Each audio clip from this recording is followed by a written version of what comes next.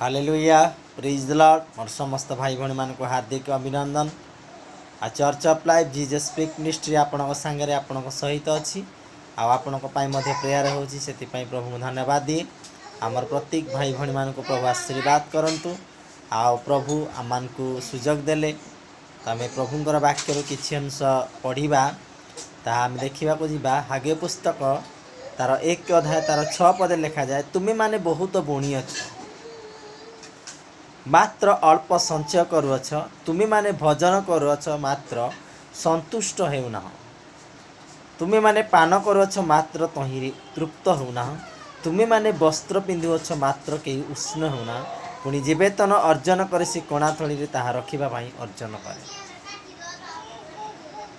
और प्रत्येक भाई भणी मान को प्रभु आशीर्वाद करंतु। एडे हागय कनिकटे प्रभुଙ୍କ वाक्य उपस्थित हैला जे 6 पद लिखा जाए तुम्हें माने बहुत बुणी अच्छ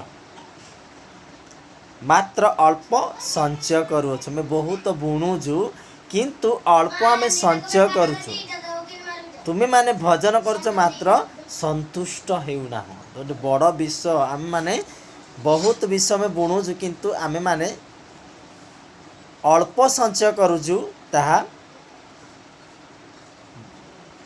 तुम्हें माने भजन करुछ मात्र आम संतुष्ट होना आमे माने जेतेबेले संचय भी मध्य करुछु बहुत कम आ जेतेबेले बुणुजु बहुत बुणुजु किंतु आम माने अल्प संचय करुछु बुणी बाड़ा अधिक आमे करुछु किंतु संग्रह कम करिथा। संग्रह करबा भारी कष्टकर विषय जेतेबेले संग्रह करू आम जीवन टंका हो कि फसल कि पनीपरिया कि चाषर जमीर जेकोसी जिनस हो आम माने परिश्रम न कले आम से जिनस को संग्रह करि पारि न था किंतु खर्च करिया पई आम माने बहुत आनंद रे में खर्च करि था किंतु संग्रह करिया पई हमको बहुत कष्ट लागे। तो सेति पई मोर प्रिय बंधुगण प्रभु आज आम को सुजोग देले जे आज आम प्रभु वाक्य किसी अंश में आम कि शुणा आउ संग्रह करवा प्रभु आम को सुजोग दे। तो से लिखा जाए तुम्हें माने बुणी अछ बहुत आम बुणुचु किंतु अल्प आम संचय करुँ आम प्रभु आम वाक्य को आम कम संचय करुँ किंतु अन्य काम आम सब अधिकता आम समय बिताऊँ कि परमेश्वर को वाक्य को आम संग्रह कम करूँ आम जीवन समस्या कष्ट दुख क्लेश अधिक आम जीवन देखा जाए। तो जिते बड़े आम संग्रह करवा प्रचुरता आम संग्रह करवा ताले आम निश्चित आमर कौन विषय असुविधा हम ना। तो देख हितपद से लिखा जाए तुम्हें पिंपुड़ी पाखक जाओ क्रिया विवेचना कर तुम्हें पिंपुड़ी को देखा से दुर्बल जाति दुर्बल पिंपुड़ी सामान्य गोटे छोटिया पिंपुड़ी केते परिश्रम करे आ से परिश्रम अनुसार से कौन करे आहार को संचय कर रखी थाए ग्रीष्म काल रे खाद्य को संचय करे आ वर्षा दिन से आनंद रे भोजन करे जानी आग को वर्षा आसूची से यही ग्रीष्म काल रे खरा दिने से बहुत खाद्य को संचय कर रखी थाए विलंब करे ना कि आम्भे माने कौन करि थाउ तो आमे माने समय को कौन कर थाउ बर्बाद करि थाउ तो आमे आलस्य करि थाउ आमे खाद्य को संग्रह करि थाउ सेति पई जेतेबेले समय आसीबो सेतेबेले आमे विचलित हबा मु जदि सेही समय रे संग्रह करि थांती तो आज आश्चर्य प्रकार मु ताहा भोजन करि थांती। प्रभु को महानाम को धन्यवाद दिए। तो देख से पिंपुड़ी केते छोट पिंपुड़ी से केमिति खरा दिने केमिति खाद्य को संग्रह करी से रखी थाए बहुत परिश्रम करे किंतु आमे माने जदि प्रभु को वाक्य को एबे ठारू संग्रह करिबा संचित करिबा प्रभु आगामी दिन मान करे आगमन पूर्वर तो आम को परमेश्वर कौन करेंगे आशीर्वाद करेंगे ଆମମାନଙ୍କୁ ମଧ୍ୟ ତାଙ୍କ ପାଖକୁ ମଧ୍ୟ ଆମକୁ ନେବେ। ତ ସେଇଭଳି ଆମେମାନେ ଯଦି ଏବେଠାରୁ ଆଳସ୍ୟ ପରାୟଣ କରିବା ଆଉ ଅଳସୁଆମୀ ହେବା ତ ଆମ ଜୀବନରେ କଷ୍ଟ ଦୁଃଖ କ୍ଲେଶ ଅଧିକ ଆମ ଜୀବନରେ ଦେଖାଯିବ। ବାକ୍ୟରେ ଲେଖାଯାଏ ଆମେ ବହୁତ ବୁଣିବା ପାଇଁ ଆମେ ଅଧିକ ଜାଣିଥାଉ କିନ୍ତୁ ସଂଗ୍ରହ ଜାଣିନଥାଉ। ଯେତିକି ଆମମାନେ ସଂଗ୍ରହ କରିବା ତ ପରମେଶ୍ୱର ଆମମାନଙ୍କୁ ପ୍ରଭୁ ଆଶୀର୍ବାଦ କରିବେ। ଯେତିକି ପ୍ରଭୁଙ୍କ ବାକ୍ୟକୁ ଆମେ ଖୋଜିବା, ବାକ୍ୟ ସହିତ ଆମେ ଯେତିକି ସଂଯୁକ୍ତ ହେବା ଆଉ ସେଇ ଅନୁସାରେ ଆମେ ଯେତେବେଳେ ପ୍ରସ୍ତୁତ ହେବା ପରମେଶ୍ୱର ଆମ ଜୀବନରେ ଆଶ୍ଚର୍ଯ୍ୟ ପ୍ରକାର ପ୍ରଭୁ କାର୍ଯ୍ୟ କରିବେ। ବୁଣିଦେବା ଅଛି ଆଜି ଆମେ ବୁଣିଦେବା କିନ୍ତୁ କାଲି ସଂଗ୍ରହ କଲା ବେଳକୁ ଆମକୁ ବହୁତ କଷ୍ଟ ଲାଗିବ। ତ ପିମ୍ପୁଡ଼ି ପାଖକୁ ଯାଅ, କ୍ରିୟା ବିବେଚନା କର। ଯେତେ ପରିଶ୍ରମ କରିବେ, ଯେତିକି ଆପଣ ବାକ୍ୟକୁ ଆପଣମାନେ ନେଇକି ଆଗକୁ ଚାଲିବେ ସେତିକି ଆପଣଙ୍କ ଜୀବନ ପ୍ରଭୁ ପ୍ରସ୍ତୁତ କରିବେ ଆଉ ସବୁ ବିଷୟରେ ପ୍ରଭୁ ଆଶୀର୍ବାଦ କରିବେ। ସେଦିନ ନିର୍ବୁଦ୍ଧି ଆଉ ସୁବୁଦ୍ଧି 10 କନ୍ୟା ବିଷୟରେ ପ୍ରଭୁଙ୍କ ବାକ୍ୟ ପ୍ରକାଶ କରେ। ତ 5 ଜଣ ନିର୍ବୁଦ୍ଧି 5 ଜଣ ସୁବୁଦ୍ଧି ଥିଲେ। ସେମାନେ କହିଲେ, ସୁବୁଦ୍ଧି ମାନେ କହିଲେ ବର ଆସିବା ପୂର୍ବରୁ ଆମେମାନେ ତୈଳକୁ ସଂଗ୍ରହ କରିବା ଆଉ ସେ ତୈଳକୁ ଯଦି ଆମେ ସଂଗ୍ରହ କରିବା ବର ଯେତେବେଳେ ଆସିବେ ପହଞ୍ଚିବେ ଆଉ ଆମମାନେ ପ୍ରସ୍ତୁତ ଥିବା, ଜାଗ୍ରତ ଥିବା ଆଉ ପ୍ରଭୁଙ୍କ ପାଇଁ ଆମେ ସୁସଜ୍ଜିତ ହେଇକି ରହିବା। ନିର୍ବୁଦ୍ଧି ମାନେ କହିଲେ ଆମ୍ଭେ ସମୟ ଅଛି ତ ଯେତେବେଳେ ବର ଆସିବେ ସେ ସମୟରେ ଆମେ ଦେଖିବା। ତ ଆଳସ୍ୟ ଲୋକମାନେ କ'ଣ କରନ୍ତି, ସମୟକୁ ଅପେକ୍ଷା କରନ୍ତି। ହଁ ମ କିଏ ଯାଉଛି, ଆଜି ଅଛି କାଲି ତ ଯିବା ଆଉ। ଏମିତି କରି କରି ଯେତେବେଳେ ଆମେ ବସିବା ତ ଆମ ଜୀବନରେ ସମସ୍ୟା ଅଧିକରୁ ଅଧିକ ବଢ଼ିଯିବ। ପରିଶ୍ରମ କରିବା ପରମେଶ୍ୱର ଆମମାନଙ୍କୁ ଆଶୀର୍ବାଦ କରିବେ। ବାକ୍ୟକୁ ଯେତେବେଳେ ଆମେ ପଢ଼ିବା, ବୁଝିବା, ସେ ଅନୁସାରେ ଚାଲିବା ପ୍ରଭୁ ଆମ ଜୀବନରେ ଆଶ୍ଚର୍ଯ୍ୟ ପ୍ରକାର ପରମେଶ୍ୱର କାର୍ଯ୍ୟ କରିବେ।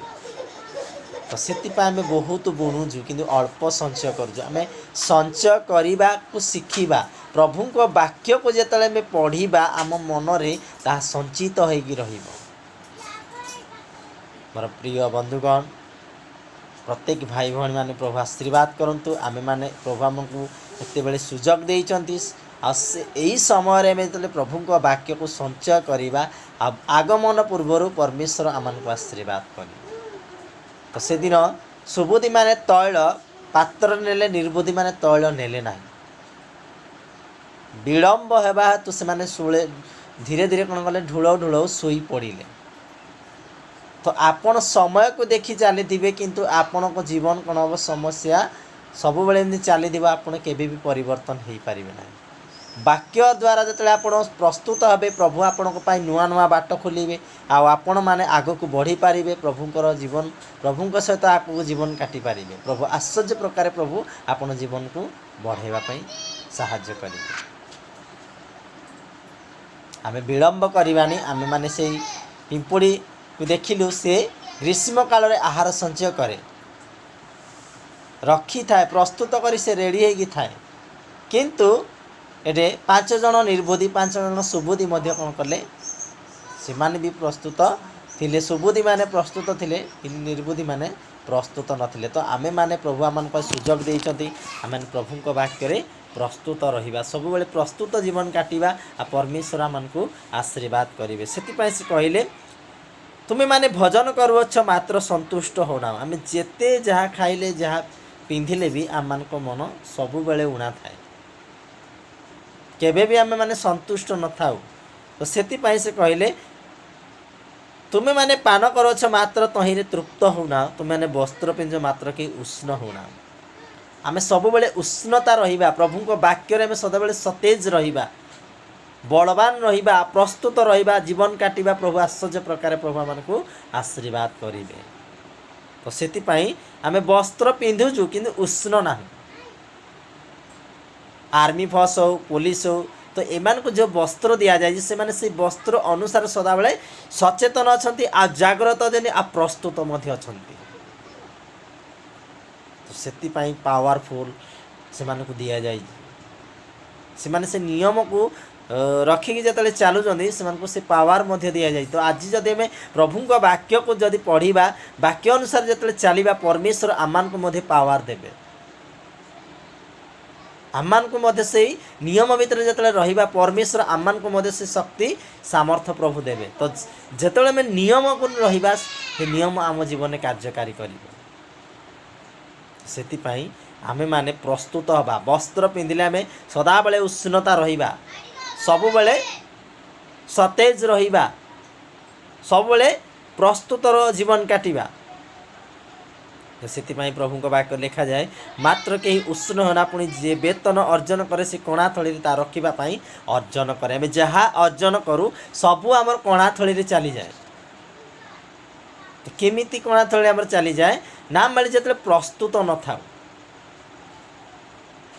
ହଁ ଆସୁଛି ତ ଖାଉଛି ପିଉଛି ଆରାମସେ ବସିଛି, କିଛି ଚିନ୍ତା ନାହିଁ, କିନ୍ତୁ ଆମେମାନେ ସଂଗ୍ରହ କରିବା ଶିଖିବା, ସଞ୍ଚିତ କରି ରଖିବା ପରମେଶ୍ୱର ଚାହାନ୍ତି। ସମୟ ଆସିବ ଆମେ ପଢ଼ିବା ଆଉ ପ୍ରସ୍ତୁତ ହେବା, ତାହା ନୁହେଁ। ଏବେଠାରୁ ପରମେଶ୍ୱର ଆମମାନଙ୍କୁ ସୁଯୋଗ ଦେଇଛନ୍ତି, ଆମମାନେ ପ୍ରସ୍ତୁତ ଜୀବନ କାଟିବା ଆଉ ସଦାବେଳେ ପ୍ରଭୁଙ୍କ ବାକ୍ୟ ଅନୁସାରେ ଆମେ ଆଗକୁ ବଢ଼ିବା। ପ୍ରଭୁ ଆଶ୍ଚର୍ଯ୍ୟ ପ୍ରକାର ପ୍ରଭୁ ଆମ ଜୀବନରେ କାର୍ଯ୍ୟ କରିବେ। ତ ସେ ସୁବୁଦ୍ଧି ଭଳିଆ ହେବା, ସେ ପିମ୍ପୁଡ଼ି ଭଳିଆ ହେବା ଆଉ ପରମେଶ୍ୱର ଆମମାନଙ୍କୁ ଆଶୀର୍ବାଦ କରିବେ। ବାକ୍ୟକୁ ଆମେ ଯେତିକି ସଂଗ୍ରହ କରି ରଖିବା, ଆଗମନ ଦିନରେ ପରମେଶ୍ୱର ଆମ ଜୀବନରେ ଆଶ୍ଚର୍ଯ୍ୟ ପ୍ରକାର ପ୍ରଭୁ କାର୍ଯ୍ୟ କରିବେ। କିନ୍ତୁ ଆମେ ବୁଣୁଛୁ କିନ୍ତୁ ଅଳ୍ପ ସଂଗ୍ରହ କରୁଛୁ, କାରଣ ଆମ ଅଳସୁଆମୀ ଯେତେବେଳେ ହଉ ତ ଆମେ ସଂଗ୍ରହ କରିପାରିନଥାଉ। ପ୍ରସ୍ତୁତ ଥିବା ତ ପରମେଶ୍ୱର ଆମ ଜୀବନରେ ଆଶ୍ଚର୍ଯ୍ୟ ପ୍ରକାର ପ୍ରଭୁ କାର୍ଯ୍ୟ କରିବେ ଆଉ ବଳବାନ କରିବେ। ସେଥିପାଇଁ ପ୍ରତ୍ୟେକ ଆଜି ମୋର ଭାଇ ଭଉଣୀମାନଙ୍କୁ ପ୍ରଭୁ ଆଶୀର୍ବାଦ କରନ୍ତୁ। ସୁନ୍ଦର ପ୍ରଭୁ ବାକ୍ୟ ଦେଇ କଥା କହିଲେ। ତ ଆମେମାନେ ଯେତେବେଳେ ଅର୍ଜନ କରୁଛୁ, ଆମର ସେଇ ଥଳିରେ ଆମେ ରଖିବା, ଯେଉଁ ଥଳି କେବେ ବି ଗଳିବନି କି ସରିବନି। ସେ ହେଉଛନ୍ତି ପ୍ରଭୁଙ୍କ ହସ୍ତ। ପ୍ରଭୁଙ୍କ ହସ୍ତରେ ଆମେ ଯେତେବେଳେ ସବୁ ଜିନିଷ ସମର୍ପଣ କରିବା, ପ୍ରଭୁ ଆଶ୍ଚର୍ଯ୍ୟ ପ୍ରକାର ପ୍ରଭୁ ଆମ ଜୀବନରେ ପ୍ରଭୁ କାର୍ଯ୍ୟ କରିବେ। ବାକ୍ୟ ଯଦି ଆମ ଜୀବନରେ ଅଛି, ଆପଣ ଯାହା ବି ଆଣିବେ ତାହା ଆପଣ କେବେ ବି କମି ହେବ ନାହିଁ, ସବୁଥିରେ ଉଛୁଳିବ। ପରମେଶ୍ୱର କହନ୍ତି ସନ୍ତାନ ଉଛୁଳିବ, କେବେ କୌଣସି ବିଷୟରେ କମି ହେବ ନାହିଁ। ଦ୍ୱିତୀୟ ବାଣୀ 28:1 ତାର 10 ଅଧ୍ୟାୟ 12 ଅଧ୍ୟାୟ ପର୍ଯ୍ୟନ୍ତ ଲେଖାଯାଏ, ତୁମେ ଯେଉଁଥିରେ ହସ୍ତ ଦେବ ସବୁ ଜିନିଷ ଆଶୀର୍ବାଦ ଯୁକ୍ତ ହେବ। ପ୍ରଭୁଙ୍କ ହସ୍ତ ଯଦି ଅଛି ତ ଆପଣଙ୍କ କୌଣସି ଜିନିଷ ବି ଉଣା ହେବ ନାହିଁ, ସବୁ ଜିନିଷରେ ପୂର୍ଣ୍ଣତା ପ୍ରଭୁ କରିବେ। ତ କେମିତି? ଯେତେବେଳେ ଆମେ ପ୍ରସ୍ତୁତି ଜୀବନ କାଟିବା, ପ୍ରସ୍ତୁତ ରହିବା, ପରମେଶ୍ୱର ଆମମାନଙ୍କୁ ଆଶୀର୍ବାଦ କରିବେ। କାରଣ ଏ ପ୍ରଦୀପକୁ ଯେତେବେଳେ ଆମେ ସଜାଡ଼ିକି ରଖିବା, ଏଥିରେ ଯେତେବେଳେ ତୈଳକୁ ଆମେ ସଞ୍ଚିତ କରିବା, ପରମେଶ୍ୱର ଯେତେବେଳେ ଆସିବେ ପ୍ରଦୀପକୁ ତାଙ୍କ ହସ୍ତ ଦ୍ୱାରା ସେ ତାଙ୍କ ନିକଟବର୍ତ୍ତୀ କରିବେ, ପ୍ରଭୁ ଆମମାନଙ୍କୁ ବାଛିବେ। ସେଥିପାଇଁ ମୋର ପ୍ରତ୍ୟେକ ଭାଇ ଭଉଣୀମାନଙ୍କୁ ପ୍ରଭୁ ଆଶୀର୍ବାଦ କରନ୍ତୁ। ଏବେଠାରୁ ଆମେ ପ୍ରସ୍ତୁତ ହେବା ଆଉ ପ୍ରଭୁଙ୍କ ବାକ୍ୟକୁ ନେଇ ଆଗକୁ ଆମେ ବଢ଼ିବା। ସେଥିପାଇଁ ପ୍ରଭୁଙ୍କୁ ଧନ୍ୟବାଦ ଦିଏ।